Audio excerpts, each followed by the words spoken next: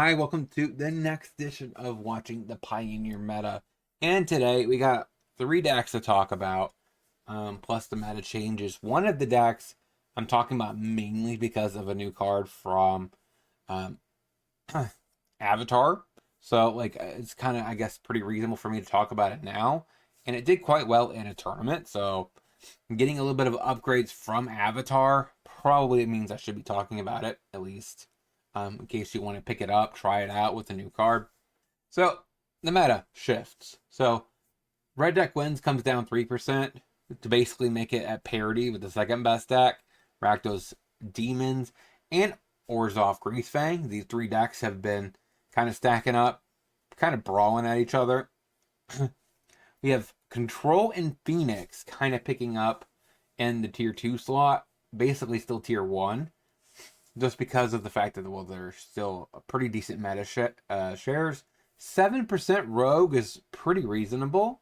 I would like to see it over 7.5, but 7 is still pretty reasonable to show that there's still a lot of things you could do in the format that aren't top tier decks. So diversity is pretty good. And then we have in 4%, we have Mill, Demons, and Boris Kavoke.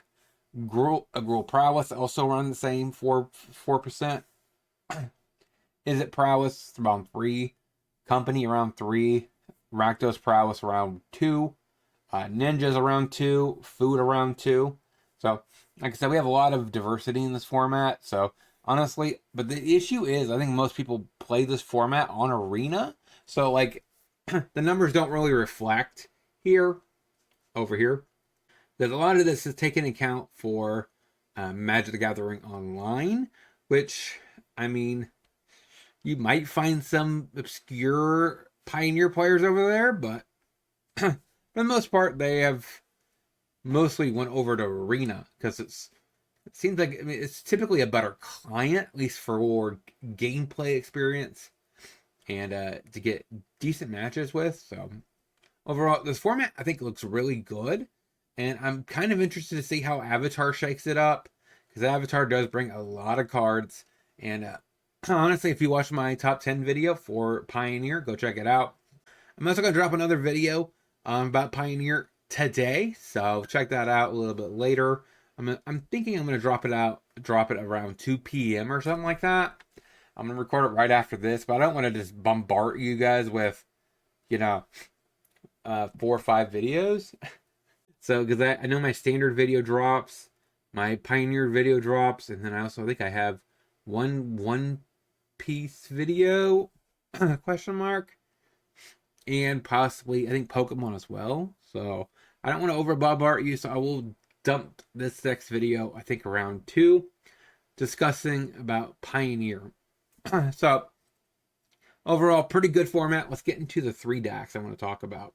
So, first, Boros Heroic, a deck that I have historically played on the channel, and I really love it. And I've tried to test it out for RCQ season, or actually regionals. So they're back on Feather, which is pretty spicy.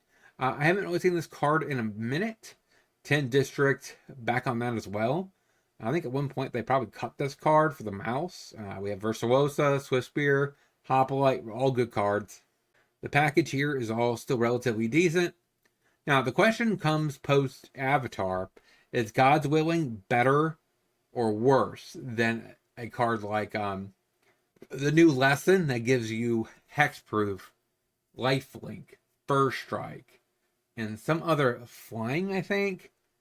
So, it really is going to depend on that, right? So, your protection spell could easily be that. And I think that could be a huge upgrade.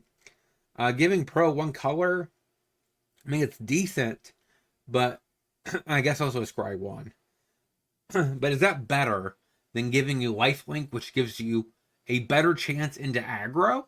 Because you're essentially gaining the life, like 4 or 5 life, to counteract their aggression, right?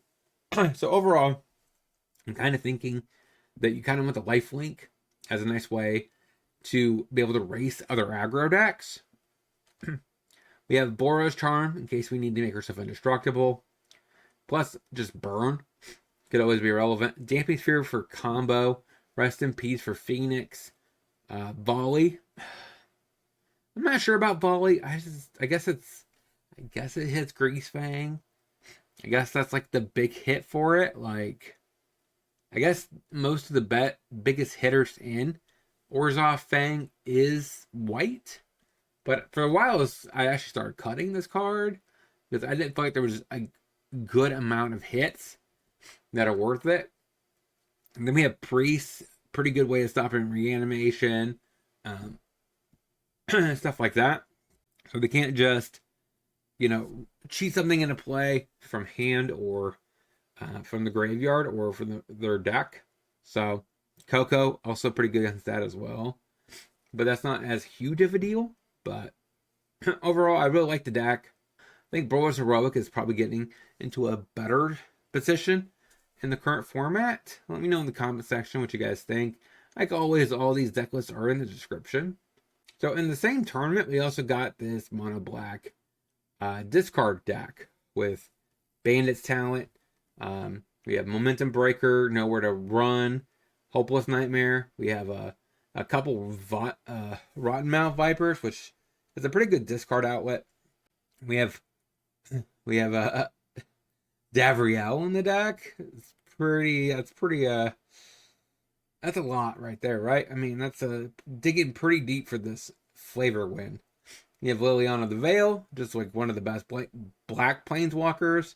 Annex, we have Mutavault, so we can easily get demons to turn that on. We have Shielder's Edict, in case we need to edict away something big at instant speed. Go Blink, a couple copies to pitch their hand, plus do a little bit of graveyard hate. Sideboard, though, we have a Duress for a little bit of extra hand hate. Fatal Push for aggro. Ghost Vacuum for graveyard hate. Feed the Swarm for enchantment hate. Ashiok for a little bit of graveyard hate and search hate. Then we have Villainous Wrath. I'm assuming this is a -2/-2 effect. Or some sort of mini sweeper. So, pretty good there. And we have more graveyard hate in Leyline of the Void. I'm not sure if you need that plus the Ghost Vacuum plus the Go Blank. That might be a little bit of a reach. But let me know in the comment section what you guys think. Actually, that's kind of nice because Leyline of the Void can help pay for the Viper. So maybe that's a reasonable way to go about it. That does make it a little more interesting if you could do it with like Mono Black Devotion. So you get the free Devotion off of the Void. And I guess you don't really need to sack anything for the Viper. That could be another possibility. Let me know in the comment section what you guys think. And let's get into the last list. So last but not least is Gruul Goblins. It's Gruul because of the Mass Vandal plus the Breakout. We have a 3-Tree City. Of course, like all the really competitive goblins. From Loyalist to Denizen, Charger, Scamp, Battlecry, Snoop. Sideboard, we have Pick Your Poison for Artifact Enchantment Hate. Gruul Charm for Flying Hate. Volley for Fang Hate. We have Center Vines for Artifact Enchantment Hate, with also the Mass Vandal. Graveyard Hate with Hearse. Verse Combo. Our verse Control, we have Chandra at plus grinding matchups. And the Case also kind of helps with that matchup. So you get to draw extra cards, do stuff like that. So it's all really good there. So yeah, I think Pioneer's in a great spot. These deck lists look pretty sweet. Let me know in the comment section what you guys think. And I'll talk to you guys later.